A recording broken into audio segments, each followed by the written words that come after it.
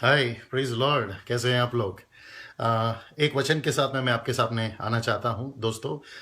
यदि आप फेसबुक में हैं तो मुझे देख सकते हैं, यदि यूट्यूब पे हैं तो आप मुझे देख सकते हैं, और यदि आप व्हाट्सएप पर हैं तो फिर आप इस वीडियो को जो है देख सकते हैं। मैं चाहता हूं कि जो है वचन को मैं आपके सामने सबसे पहले पढ़ूं। ये आपको मिलेगा मत्ती की किताब उसके 15 अध्याय वचन 13 में, मैथ्यू चैप्टर 15 वर्स 13। यहाँ पे लिखा है कि उसने उत्तर दिया, हर पौधा जो मेरे स्वर्गीय पिता ने नहीं लगाया वो उखाड़ा जाएगा। Every tree which my father has not planted will be uprooted from the root. That means खुदा कहता है कि हर एक जो मिनिस्ट्री है या सेविकाई है जिसको मैंने नहीं लगाया वो उखाड़ा जाएगा। जी हाँ, मैं चाहता हूं कि इस बात को आप समझें बहुत अच्छी तरीके से। कोई भी मिनिस्ट्री, कोई भी डिनोमिनेशन आपके बाइबल से बड़ा नहीं है। अगर आप किसी भी डिनोमिनेशन से बिलोंग करते हैं, उनके डॉक्ट्रियंस हैं। आजकल एक नया ट्रेंड शुरू हो गया है कि पास्टर साहब आप सब बात करिए लेकिन हमारे डॉक्ट्रियंस के बारे में बात मत करिए, हमारे जो है ना तरीके हैं उसके बारे में मत करिए। मैं पूछना चाहता हूं कि ये डॉक्ट्रिन्स फर्स्ट ऑफ ऑल बनाया किसने? हम इंसानों ने। आप बैप्टिस्ट से बिलोंग करते हैं, मेथोडिस्ट से बिलोंग करते हैं, सीएनआई से बिलोंग करते हैं, कैरिस्मेटिक से बिलोंग करते हैं, कैथलिक से बिलोंग करते हैं, आप किसी भी पंथ से बिलोंग करते हैं, इवन आप अगर पेंटिकॉस्टल हैं। मैं सवाल करना चाहता हूं उन लोगों से जिन लोगों ने हमारे हिंदुस्तान के अंदर या विश्व के अंदर बाइबल के वचन को छोड़कर बहुत सारे पंथ बना के रखे हैं। मेरे भाई, मैं आपसे पूछना चाहता हूं कि ये पंथ आया कहां से, ये डिनोमिनेशन आया कहां से, हमने कहां से बना दिया? आपको पता है जब परमेश्वर अपने लोगों से बात करता था तो क्या बात करता था? उसने मूसा को भेजा इजिप्ट में और कहा कि जाकर उसको बताओ कि मैं वो परमेश्वर हूं जो अब्राहम का परमेश्वर, इसहाक का परमेश्वर, याकूब का परमेश्वर और तुम्हारे पूर्वजों का परमेश्वर हूं। इसका मतलब क्या पता है? परमेश्वर ने जो नियम बनाए हैं वो लगातार लेकर चलता है, वो बदलता नहीं है। अगर परमेश्वर ने यहोवा ने कुछ बातों को हमें बताया है तो वो लेकर चला है, उसने बीच बीच में बदला नहीं है। और लिखा है कि अगर तुम मेरे वचनों पर चलोगे, मेरे नियमों पर चलोगे जो मैंने बनाया, तो उसके अनुसार तुम्हें आशीष मिलेगा। लेकिन क्या हो गया है कि हमने अपने अपने तरीके से, अपनी समझ से परमेश्वर के वचन को तोड़ मरोड़ कर जो है अपने तरीके से नियम बना लिए हैं। भैया मुझे नहीं समझ में आता है ना। अगर आपको याद होगा, यीशु ने कहा अपने 11 चेलों से कि जब तुम सारे जगत में जाओ, सुसमाचार सुनाओ, चेला बनाओ, बपतिस्मा दो, और फिर उसके बाद में वो एक नीचे लाइन कहता है, जानते हो क्या कहता है? जो बातें मैंने तुमको सिखाई है वो उनको सिखाओ। इसका मतलब है आज हमें अपने लोगों को, जिनको हम जीतते हैं, हमको वो सिखाना है जो यीशु सिखाता है।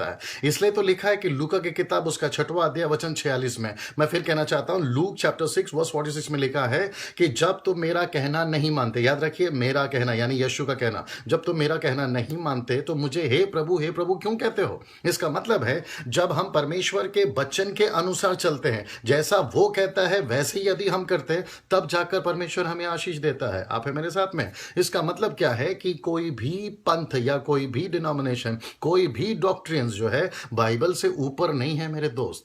आपके जो पंथ हैं या फिर आपकी जो संस्था है वो बाइबल से ऊपर नहीं हो सकती है। बाइबल सबसे ऊपर है, तो जो वचन कहता है उसके अनुसार हमें चलना बहुत जरूरी है। अंतिम में एक चीज मैं आपके सामने रखना चाहता हूं, क्योंकि मैं नहीं चाहता हूं कि ज्यादा मेरा जो वीडियो है वो लॉन्ग हो और आप है ना उसको देखने से इग्नोर करें।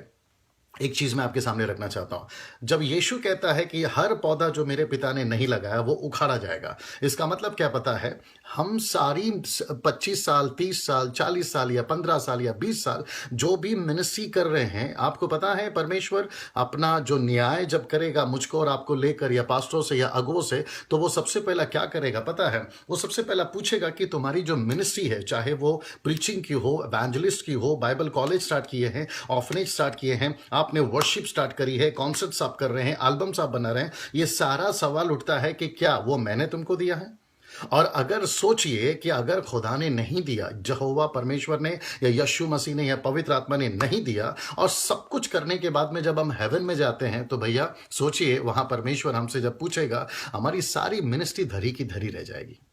इतना मेहनत करने के बाद में, इतना सब कुछ करने के बाद में, अगर यहोवा कहता है कि मैं मेरी मर्जी से नहीं था, ये मैंने नहीं लगाया ये मिनिस्ट्री, मैंने तो तुमको बोला भी नहीं ये करने के लिए। पास्टर डैनियल, आप कैसे बोल सकते हैं कि जो मैं मिनिस्ट्री कर रहा हूं वो परमेश्वर की ओर से नहीं है? जी हाँ, मैं चाहता हूं कि आप एक वचन को पढ़ लीजिए, आप ही के वीडियो देखते देखते या फिर सुनते सुनते। आपका मत्ती का किताब उसका 7वां अध्याय वचन 21, 22, 23 अगर आप पढ़ते चले जाओगे, आपको पता चलेगा वहां पर यीशु कहता है कि आखिरी के दिनों में हे प्रभु बोलने वाले बहुत आएंगे। अब सवाल उठता ये है कि जब हे प्रभु बोलने आएंगे तो ये हे प्रभु बोलने वाले कौन है? नंबर 1, ये मसीह लोग हैं मेरे दोस्त, क्योंकि सबसे ज्यादा मसीह लोग ये हे प्रभु करते हैं ना। पास्टर्स हे प्रभु करता है हर रविवार को, एवेंजलिस्ट करता है, वर्शिप लीडर करता है, बाइबल टीचर करता है। और जब हम जाएंगे तो वहां पर भी परमेश्वर के सामने जब हम खड़े रहेंगे और हम कहेंगे कि हे प्रभु, तो प्रभु कहेगा यस, आप कौन?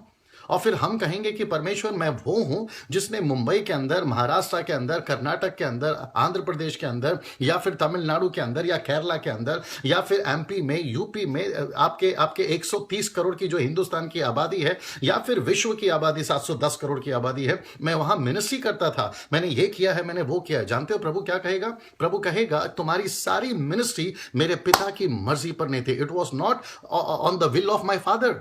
इसका मतलब क्या है? सब कुछ करने के बाद में आकर गाड़ी अटकती किधर है मेरे दोस्त? परमेश्वर की मर्जी पर अटकती है। तो इसका मतलब क्या है मालूम है? आज आप बड़े बड़े कॉन्सर्ट्स कर रहे हैं, क्रूसेड्स कर रहे हैं, सेमिनार्स कर रहे हैं, आप मीटिंग्स लगा रहे हैं, शहरों के अंदर जा रहे हैं। मेरा सवाल है, सब कुछ करने के बाद में सवाल उठता है कि ये सब हमने किया किसके लिए और हम किसके कहने पे कर रहे हैं? आपको पता है, एक उदाहरण अगर आप सुनना चाहें, आपको पता है मूसा जिसने परमेश्वर के 6 लाख लोगों को मिस्र से बाहर निकाला और जंगल में 40 साल लेकर चला, और वो अपने लोगों से यही कहता था कि हम कनान जाएंगे, कनान जाएंगे, कनान जाएंगे। आपको पता है क्या हुआ? वो जिसने कहा कि हम कनान जाएंगे सब गए, लेकिन जिसने कहा वो नहीं गया। पता है क्यों? और ये उदाहरण क्यों है हमारे सामने भैया? परमेश्वर कहता है कि मैं किसी का पक्षपात नहीं करता, जो मेरे वचन के अनुसार चलता है उसी को मैं प्यार करूंगा, उसी को मैं आशीष दूंगा। अगर मूसा के साथ में ये हो सकता है तो सोच के देखिए आज हमारे साथ में क्या क्या हो जाएगा। इसका मतलब है हमारी सारी की सारी जो मिनिस्ट्री है, जो पौधा यानी जो मिनिस्ट्री पिता ने नहीं लगा, वो उखाड़ा जाएगा। मैं चाहता हूं कि जब आप ये वीडियो को देख रहे हैं, अगर आप सेवक हैं, अगर आप परमेश्वर के राज्य में सेविकाई करते हैं, चाहे वो किसी भी फील्ड में हो, मैं चाहता हूं एक और बार सोचिए कि आपकी मिनिस्ट्री जो आप कर रहे हैं, क्या वो परमेश्वर की मर्जी पर है? क्या वो परमेश्वर ने लगाया है? और जो अभी इन दिनों में मिनिस्ट्री करना चाहते हैं, चाहे आपने 3 साल बाइबल कॉलेज कर रखा हो या फिर आप किसी मिनिस्ट्री में आने के प्लान बना रहे हैं, मेक श्योर कि वो मिनिस्ट्री जो आप करने वाले हैं वो परमेश्वर ने लगाया हो। नहीं तो मेरे दोस्त, सब कुछ करने के बाद में सवाल उठेगा, परमेश्वर कहेगा मैं तुमको नहीं पहचानता। मैं इस सोच के साथ में आपको यहां पर छोड़ रहा हूं, और मैं चाहता हूं कि आप प्रार्थना में बैठें, प्रभु से पूछें कि प्रभु ये मिनिस्ट्री मेरी जो मैं कर रहा हूं ये आपकी ओर से है या नहीं, इसको आपने लगाया या नहीं लगाया। आखिरी में फिर से कहना चाहता हूं कि जो पौधा स्वर्गीय पिता ने नहीं लगाया उखाड़ा जाएगा। I repeat, every tree which my father has not planted will be uprooted from the root. God bless you all, friends. Thank you.